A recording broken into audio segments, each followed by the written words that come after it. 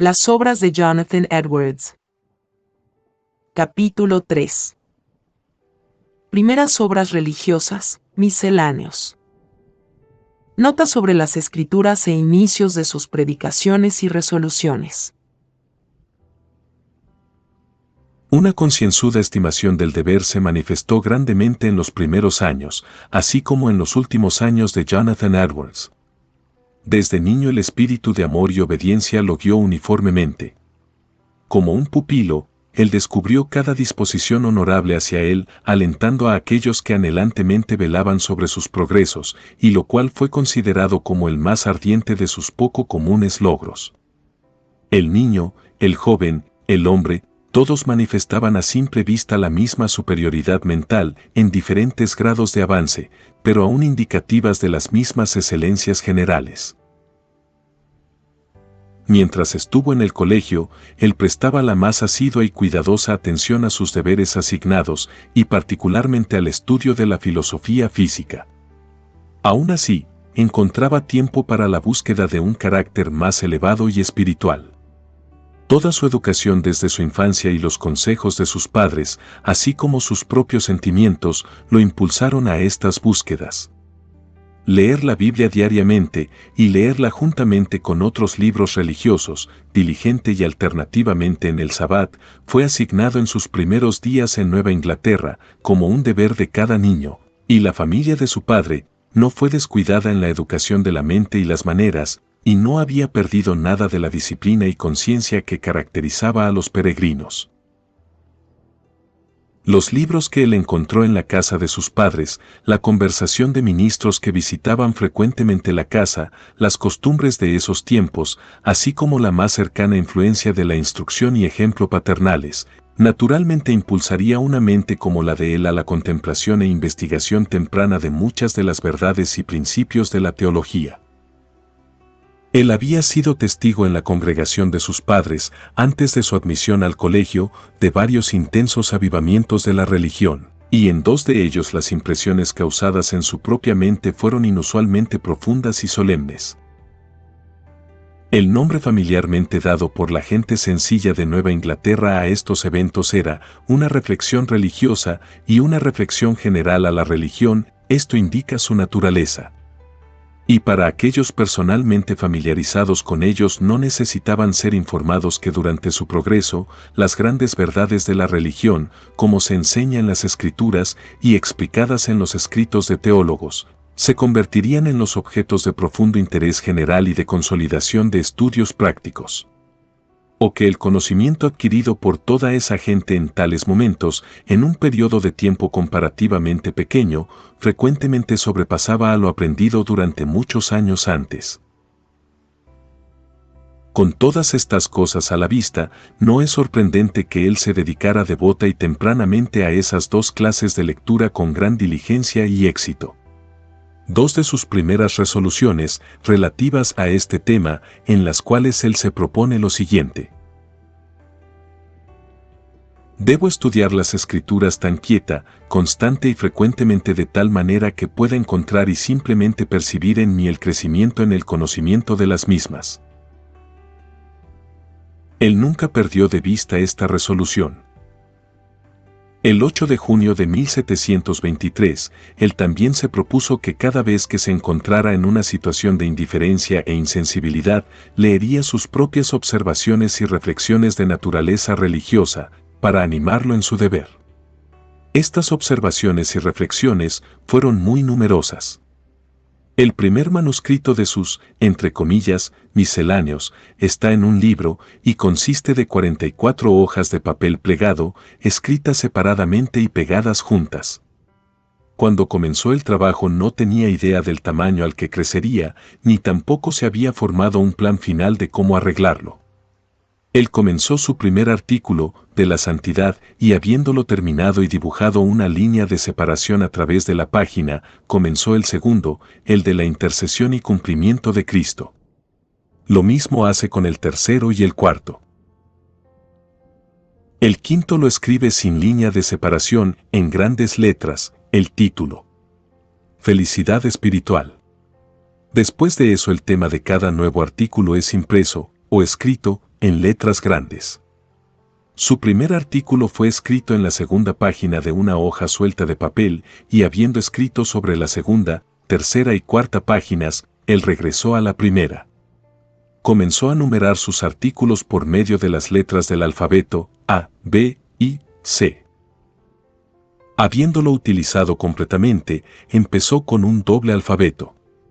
Entiéndase. A, B, B. Y C, C. Cuando esto estaba terminado, viendo que su trabajo había aumentado, utilizó los números 1, 2, 3, etc., y este plan tanto en cuanto a temas y números, es continuado posteriormente. El principio de la obra está escrito en una notablemente pequeña y redondeada letra, muy similar a la que utilizó en sus primeras obras. Esto se extendió a través de los casi 150 artículos y es poco tiempo después perceptiblemente cambiada a una letra de alguna manera más formada y fluida. Esto parece, obviamente, haber sido escrito durante los últimos años de su vida colegial y los 2 años de su residencia en el colegio como un bachiller en artes. Grandes extractos de este trabajo serán encontrados en la presente edición 28ª de sus obras y un número de ellos de sus primeros artículos. Tales son las, entre comillas, varias reflexiones y las, varias observaciones, del volumen 2, página 459 y las, entre comillas, misceláneas, de la página 525. En estas se encontrarán muchos de sus más originales y profundos pensamientos y discusiones sobre temas teológicos. Su estudio frecuente y diligente de las Sagradas Escrituras muy pronto lo guió a descubrir que habrían delante de él un campo casi ilimitado de investigación y preguntas. Algunos pasajes que encontró estaban interpretados incorrectamente, y muchos eran muy oscuros y difíciles de explicar, en muchos había aparentes incoherencias y contradicciones. Muchos han sido utilizados como pruebas de doctrinas y principios, de los cuales no tienen posible referencia, las palabras y las frases, así como los sentimientos y narraciones por una parte vio ilustradas e interpretadas por otro. El Antiguo Testamento, en su propio lenguaje, historia, doctrinas y fatigas, en sus referencias a maneras y costumbres, en sus profecías, tipos e imágenes. Él percibía que eran preliminares y explicativas del Nuevo Testamento, mientras que el Nuevo Testamento, al presentar el pleno cumplimiento del plan y diseño de su común autor, revelaba el verdadero designio y colocación de cada parte del Antiguo Testamento. Concerniente al sagrado volumen con la mayor veneración, manifestó determinación, mientras era miembro del colegio, que tanto como fuera posible, tomaría para sí, de cada parte de lo que leyera, el verdadero significado de su autor. Con esto en mente inició sus notas acerca de las Escrituras, obviamente haciendo de esto su regla constante, el estudiar cada pasaje que leía, que presentara la menor dificultad a su propia mente, o que él supiera que era tenido como difícil por otros, hasta que tal dificultad era satisfactoriamente quitada. El resultado de sus investigaciones regularmente y de tiempo en tiempo, lo ponía por escrito, al principio en mitades de hojas separadas, dobladas en 4, pero habiendo visto la inconveniencia de esto en sus otros escritos juveniles, muy pronto comenzó a formar pequeños folletos, los cuales fueron finalmente transformados en volúmenes. Un grupo de artículos cercanos a un número de 50, que aparentemente fueron escritos mientras estaba en el colegio, el resto, mientras se preparaba para el ministerio y durante su vida. De que no tenía ni la menor idea cuando comenzó a escribir, del tamaño al que crecería la obra, es obvio. Cuando más adelante decidió publicarla como una ilustración de los pasajes más difíciles y oscuros de la Biblia, quizás no podía determinarse con certeza. Unos cuantos de los artículos de naturaleza histórica o mitológica están señalados con anotaciones hechas por otros y son omitidas en la presente edición de sus obras. El lector, después de leer atentamente la obra, estará satisfecho de que ellas son el fruto de sus propias investigaciones, y que su forma de quitar las dificultades era, no como muy seguido es, disfrazando o falseándolas, pero poniéndoles toda su fuerza y encontrándolas con claros argumentos. Quizás no se pueda encontrar una colección de notas sobre las escrituras que sea tan original en su totalidad. Por el número determinado para cada artículo, será fácil el seleccionar aquellos que fueron el resultado de sus primeros trabajos. Este proyecto de investigación y explicación de las dificultades del sagrado volumen, realizado en tan temprano periodo de su vida, sería muy probable que nunca se formara en ninguna otra circunstancia, y esto evidencia una madurez intelectual y logros morales, no muy frecuentes paralelamente. Entre las más interesantes y poderosas de estas investigaciones, podemos encontrar la discusión acerca del sacrificio de la hija de Jefté, mencionado en el libro de Jueces, capítulo 11 versículos 29 al 40, y aquella sobre el principio propuesto por Pablo, en su carta a los Romanos, en el capítulo 8-28, lo cual dice que todas las cosas les ayudan a bien a aquellos que aman a Dios. El cual estaba contenido en su carta dirigida al señor Gillespie, fechada el 4 de septiembre de 1747, y que fue omitido en las notas sobre las escrituras. La clase de la cual Edwards era miembro, terminó su año escolar en septiembre de 1720, antes de cumplir 17 años de edad. En ese periodo y durante un largo tiempo después, ese fue su único ejercicio, excepto el latín. Estos dados a la clase de bachilleres en sus comienzos públicos fue el salutatori, el cual era también un valedictori. Oration en latín. Este ejercicio fue adjudicado a Edwards, por sostener el más alto grado de dignidad como un erudito entre los miembros de la clase. Él residía en la universidad desde casi 2 años antes de que él obtuviera su primer título, preparándose para la obra del ministerio, después de lo cual, habiendo pasado las pruebas de costumbre, recibió una licencia para predicar. Esto fue a los 19 años de edad. Como consecuencia de una solicitud de un número de ministros en Nueva Inglaterra, a quienes les fue encomendado actuar a favor de los presbiterianos en Nueva York, él se dirigió a esa ciudad en los comienzos de agosto de 1722 y predicó ahí con gran aceptación, por cerca de 8 meses.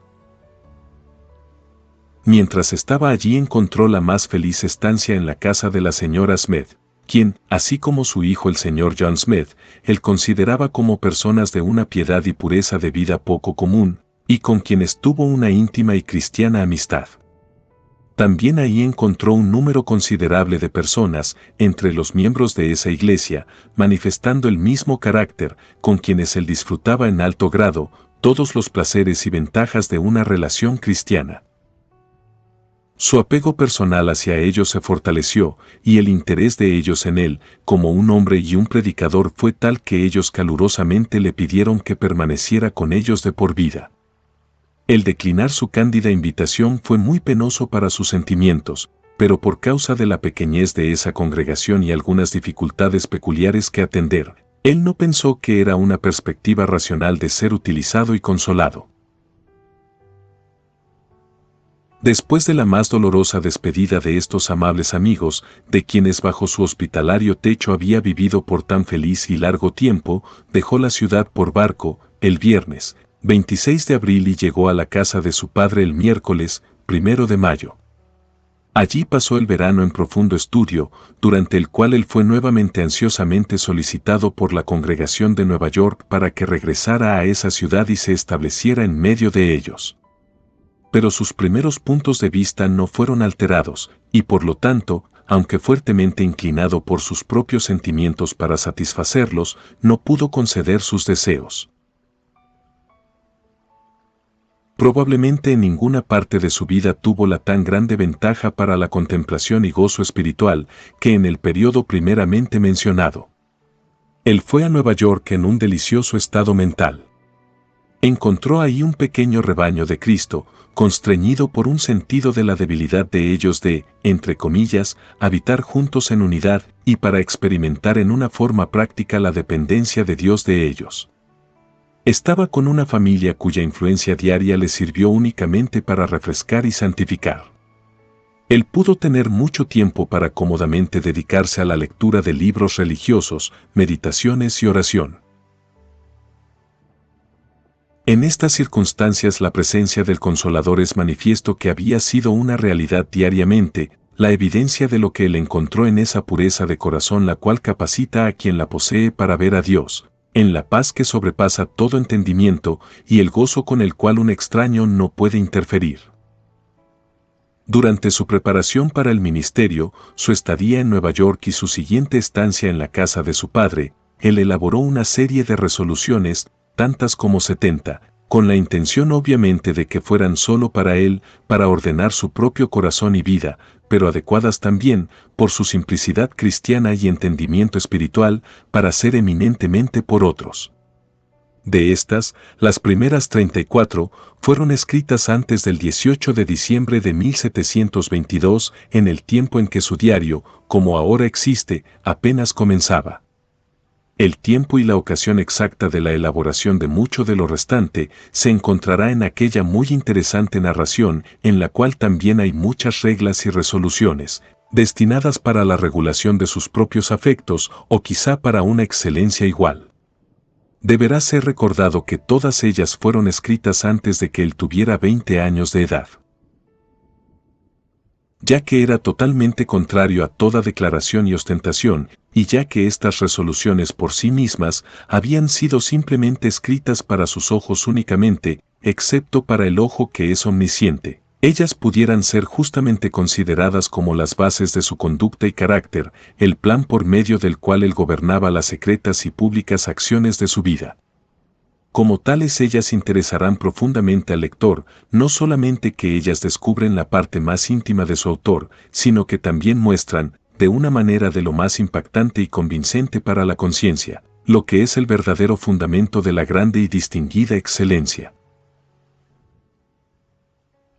Él estaba muy familiarizado con la debilidad y fragilidad humana, aun cuando las intenciones fueran muy sinceras, para tomar cualquier resolución temerariamente, o por una confianza en su propia fuerza. Por lo tanto, él buscaba a Dios por ayuda desde el principio, quien únicamente puede proporcionar éxito en el uso de los mejores medios y en el intento del cumplimiento de los mejores propósitos. Esto lo ponía a la cabeza de todas sus importantes reglas, que toda su dependencia estaba en la gracia de Dios, mientras él aún proponía recurrir a una frecuente y seria lectura de ellas, a fin de que ellas pudieran convertirse en la guía habitual de su vida. A continuación, narración de las resoluciones del joven Jonathan Edwards.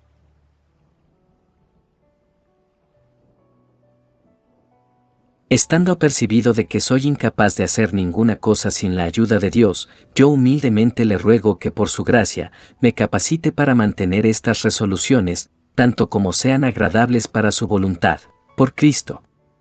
Recuerda leer estas resoluciones una vez por semana. 1. Resuelvo. Haré lo que piense que sea para la mayor gloria de Dios y para mi propio bien, ganancia y placer, en todo mi tiempo, no teniendo ninguna consideración del tiempo, ya sea ahora o nunca, ni por millares de edades desde hoy. Resuelvo hacer todo lo que considere mi deber, sobre todo para el bien y la ganancia de la humanidad en general. Por tanto, resuelvo hacerlo, no importando las dificultades con que me encuentre, ni cuántas, ni cuán grandes que sean. 2. Resuelvo estar continuamente tratando de encontrar alguna nueva idea o invento para promover las cosas anteriormente mencionadas. 3. Resuelvo. Si alguna vez caigo o me vuelvo perezoso, de tal manera que falle para mantener cualquier parte de estas resoluciones, de arrepentirme de todo lo que pueda recordar, cuando venga a ser yo mismo de nuevo. 4. Resuelvo nunca hacer ninguna clase de cosa, ya sea en el alma o en el cuerpo, menos o más, sino aquello que sea para la gloria de Dios, no permitirlo, si yo pueda de alguna manera evitarlo. 5. Resuelvo nunca perder ni un momento de tiempo, sino perfeccionarlo de la forma más provechosa que yo pueda. 6. Resuelvo vivir con toda mi fuerza, mientras viva.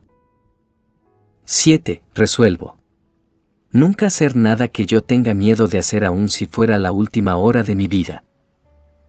8. Resuelvo Actuar, en todo aspecto, ya sea hablando o haciendo, como si nadie hubiera sido tan vil como yo, y como si yo hubiera cometido los mismos pecados, o tenido las mismas enfermedades o fallas que otros, y que yo permitiera que el conocimiento de sus errores causara nada que no fuera vergüenza en mí, y mostrara solo una ocasión para confesar mis propios pecados y miseria a Dios.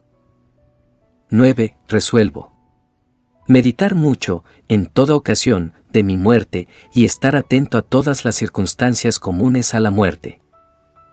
10. Resuelvo.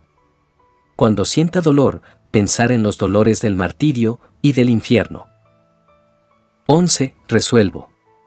Cuando piense en algún teorema de la divinidad para ser resuelto, inmediatamente hacer lo que yo pueda para la solución de ello, si las circunstancias no lo impiden. 12. Resuelvo. Si yo tengo deleite en ello como una recompensa al orgullo, o vanidad, en cualquier cosa, inmediatamente rechazarla. 13. Resuelvo. Comprometerme a descubrir objetos idóneos de generosidad y caridad. 14. Resuelvo. No hacer ninguna cosa por venganza. 15. Resuelvo. Nunca permitir ni el menor movimiento de ira hacia seres irracionales. 16. Resuelvo. Nunca hablar mal de nadie, de tal manera que ocasione su deshonra, ni más o menos, de ninguna manera, excepto para hacer el bien. 17. Resuelvo. Que yo viviré, así como hubiera deseado haberlo hecho cuando muera. 18. Resuelvo. Vivir así en todo tiempo, como piense que es lo mejor en mis formas más devotas y cuando tenga la más clara noción de las cosas del Evangelio y del otro mundo. 19. Resuelvo. Nunca hacer ninguna cosa de la cual yo debiera tener miedo de hacer. Si yo descanso en esto, no pasará ni una hora antes de que yo oiga el último golpe. 20. Resuelvo. Mantener la estricta sobriedad en el comer y el beber. 21. Resuelvo. Nunca hacer ninguna cosa, la cual, si yo viera en otro, encontraría justa ocasión para despreciarlo, o pensar en cualquier manera en lo más indigno de él. 22. Resuelvo. Esforzarme para obtener tanta felicidad para mí en el otro mundo, como pueda, con todo el poder, fuerza, vigor y vehemencia, aun de la violencia de que soy capaz, o pueda traer a mí mismo para ejecutar, de cualquier forma, aquello en que se puede pensar. 23. Resuelvo. Tomar frecuentemente alguna acción deliberada, que me parezca la más adecuada para ser realizada, para la gloria de Dios, y seguir la huella hasta la intención original, el diseño y el final de ella, y si descubriera que no es para la gloria de Dios, juzgarla como una brecha de la cuarta resolución. 24. Resuelvo.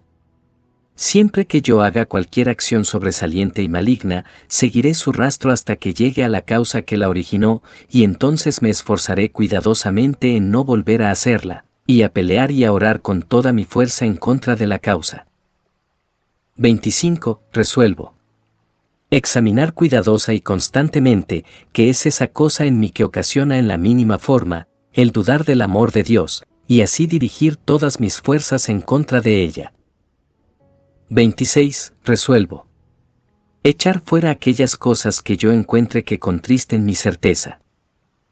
27. Resuelvo. Nunca omitir voluntariamente ninguna cosa, excepto que la omisión sea para la gloria de Dios, y frecuentemente examinar mis omisiones. 28. Resuelvo. Estudiar las Escrituras tan firmemente, constantemente y frecuentemente como pueda, de tal manera que pueda encontrar y sencillamente percibir en mí el crecimiento en el conocimiento de ellas. 29. Resuelvo. Nunca permitir el considerar que una oración, ni algo que se considere como una oración, ni una petición en oración, la cual es hecha así, no pueda yo confiar en que Dios la contestará, ni una confesión en la cual no pueda yo esperar que Dios la aceptará. 30. Resuelvo. Esforzarme cada semana a ser llevado más alto en el conocimiento de la religión y a un mayor ejercicio de la gracia de lo que estaba la semana pasada. 31. Resuelvo. Nunca decir nada contra cualquier persona, sino cuando esto sea perfectamente agradable al mayor grado de honor cristiano y de amor a la humanidad, agradable a la más baja sumisión y sentido de mis propias fallas y errores, y agradable a la regla de oro. Frecuentemente, cuando haya dicho alguna cosa contra cualquiera, presentarla y tratarla estrictamente por medio del examen de esta resolución. La regla de oro es la que se encuentra en el libro de Mateo, capítulo 7, versículo 12. Dice: haz a los demás todo lo que quieras que te hagan a ti. Esa es la esencia de todo lo que se enseña en la ley y en los profetas. 32. Resuelvo. Estar estricta y fielmente firme en mi esperanza, como aquel hombre de Proverbios 26. Pero hombre de verdad, ¿quién lo hallará? Y que no se cumpla en mí solo parcialmente. 33. Resuelvo. Hacer siempre lo que pueda en cuanto a trabajar en mantener y preservar la paz cuando pueda ser realizado sin un desajuste en detrimento de otros aspectos. 26 de diciembre de 1722. 34. Resuelvo. En los relatos o narraciones, nunca hablar cualquier cosa sino la pura y simple verdad. 35. Resuelvo. Cuando yo tenga muchas preguntas en cuanto a si he realizado mi deber, de tal manera que mi reposo y serenidad estén por ello perturbadas, acallarlas y también ver la manera en que tales preguntas puedan ser resueltas. 18 de diciembre de 1722. 36. Resuelvo. Nunca hablar mal de nadie, excepto si tengo algo bueno que comunicarle. 19 de diciembre de 1722. 37. Resuelvo. Inquirir cada noche, al ir a dormir, en donde he sido negligente, qué pecado he cometido, y en que me he negado a mí mismo, lo mismo al final de cada semana, mes y año. 22 y 26 de diciembre de 1722. 38. Resuelvo. Nunca publicar nada que sea demasiado festivo, o asunto de risa, sobre el día del Señor. Tarde del Sabbat, del 23 de diciembre, de 1722. 39. Resuelvo. Nunca hacer nada de lo cual yo tenga duda de su legalidad, esto es lo que trato, y al mismo tiempo, considerar y examinar después, si fuera legal o no, a menos que dudara yo mucho de la legalidad de la omisión. 40. Resuelvo. Averiguar cada noche antes de ir a la cama si he actuado en la mejor forma que yo quizás podría, en cuanto al comer y al beber. 7 de enero de 1723. 41. Resuelvo. Preguntarme, al final de cada día, semana, mes y año cómo pudiera yo, en cualquier aspecto, haberlo hecho mejor. 11 de enero de 1723. 42. Resuelvo. Renovar frecuentemente la dedicación de mí mismo a Dios, la que fue hecha el día de mi bautismo, la cual solemnemente renové cuando fui recibido en la comunión o la iglesia, y la que solemnemente vuelvo a hacer en este día 12 de enero de 1723. 43. Resuelvo. Nunca, de ahora en adelante, y hasta que yo muera, actuar como si me perteneciera a mí mismo, sino completa y para siempre a Dios, ya que es agradable ser hallado así. Sábado, 12 de enero de 1723. 44. Resuelvo. Que no tendré otro fin excepto la religión, y nada tendrá ninguna influencia en cualesquiera de mis acciones, y que no habrá acción alguna, aun en la más mínima circunstancia, que no sea aquella a la que la finalidad religiosa conlleve. 12 de enero de 1723. 45. Resuelvo. Nunca permitir por ningún motivo, ningún placer o pena, alegría o pesar, ni cualquier afecto, ni ningún grado de afecto, ni cualquier circunstancia relacionada con ello, sino solo lo que ayude a la religión. 12 y 13 de enero de 1723. 46. Resuelvo. Nunca permitir ni en una pequeña medida el entristecimiento o inquietud en mi padre o madre por causa de mi actitud. resuelvo no permitir tales efectos aún ni en la alteración de la voz o movimiento de mis ojos, y ser especialmente cuidadoso de ello en cuanto a cualquiera de nuestra familia.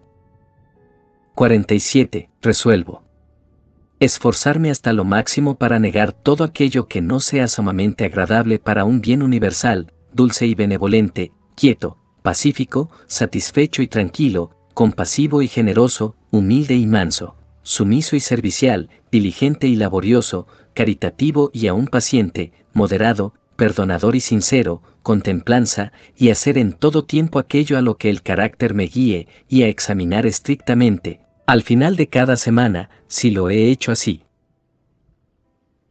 Sábado por la mañana, 5 de mayo de 1723. 48. Resuelvo constantemente, con el mayor esmero y diligencia, y el escrutinio más estricto, observar detenidamente el estado de mi alma, de manera que pueda saber si yo tengo verdaderamente un interés en Cristo o no. Para que cuando yo muera, no sea encontrada ninguna negligencia con respecto a esto de lo que tenga que arrepentirme. 26 de mayo de 1723. 49. Resuelvo que esto nunca acontezca, si puedo evitarlo. 50. Resuelvo que yo actuaré así, como pienso, de la misma manera juzgaré lo que haya sido mejor y más prudente cuando venga al mundo futuro. 5 de julio de 1723. 51. Resuelvo que yo actuaré así, en cada aspecto, de la forma en que pienso que yo desearía haberlo hecho, si yo fuera al final condenado. 8 de julio de 1723. 52. Resuelvo. Frecuentemente oigo a personas de edad avanzada decir cómo hubieran vivido si pudieran vivir de nuevo sus vidas. Resuelvo que viviré, así como pienso que yo desearía haberlo hecho, suponiendo que viva hasta una edad avanzada. 8 de julio de 1723. 53. Resuelvo aprovechar cualquier oportunidad, cuando esté en el mejor y más feliz estado mental, para derramar y confiar mi alma en el Señor Jesucristo, para esperar y depositarme en Él y consagrarme completamente a Él, que de esta manera yo pueda estar seguro de mi salvación, sabiendo que he confiado en mi Redentor. 8 de julio de 1723. 54. Resuelvo. Siempre que oiga que se está hablando algo en alabanza para alguna persona, si yo pienso que eso sería en mí, digno de alabanza, yo debería esforzarme en imitarlo. 55. Resuelvo empeñarme al máximo, para actuar así, de la manera que pienso que debería hacerlo, si ya hubiera visto la felicidad del cielo y los tormentos del infierno. 8 de julio de 1723. 56. Resuelvo nunca detenerme, ni ablandarme en lo más mínimo en mi lucha con mis corrupciones, no importando cuán infructuoso haya sido.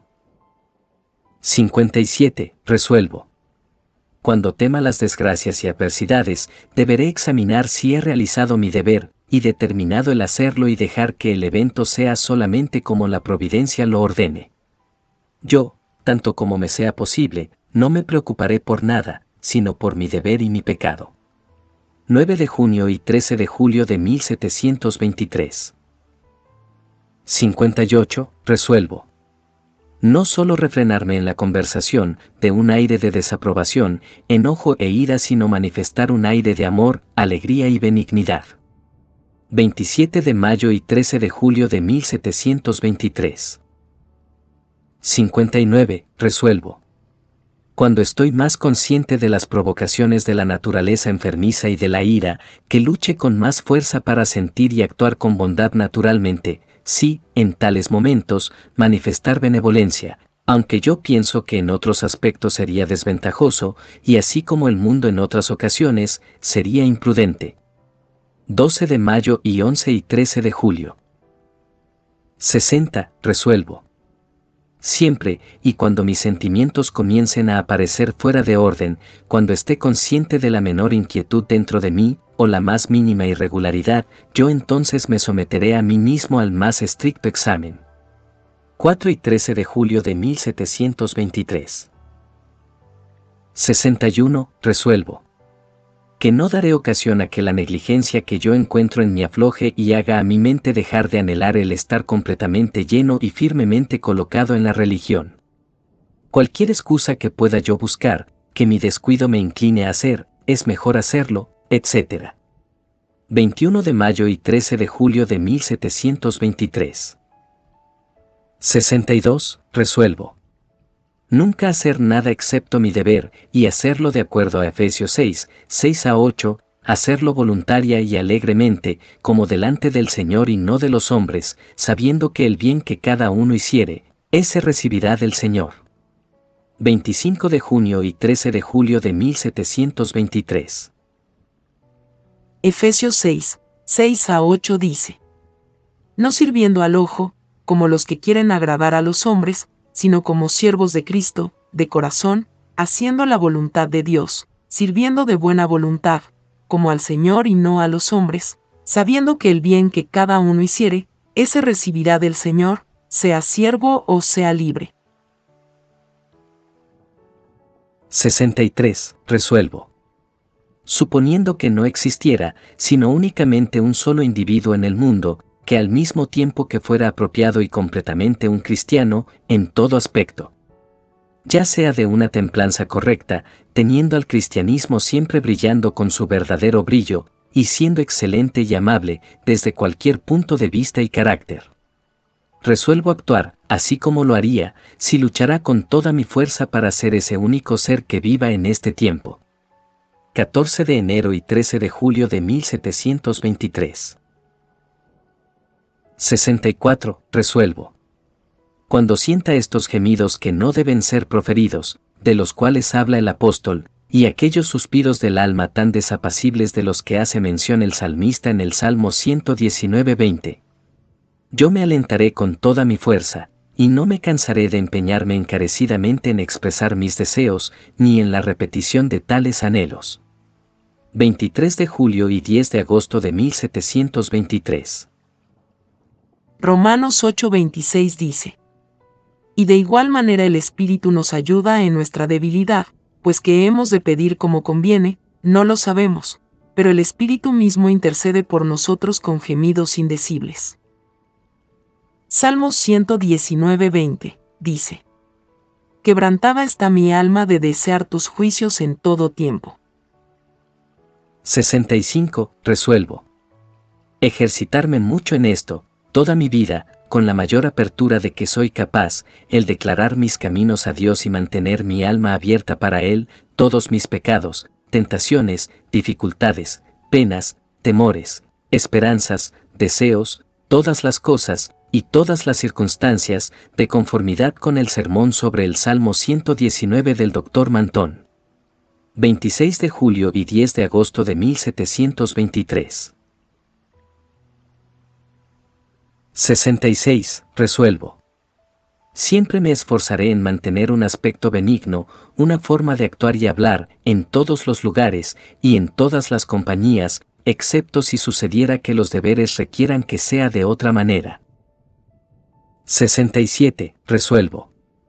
Después de las aflicciones, inquirir, cuán mejor soy yo por ellas, qué es lo que obtuve de ellas y qué podría yo obtener de ellas. 68. Resuelvo.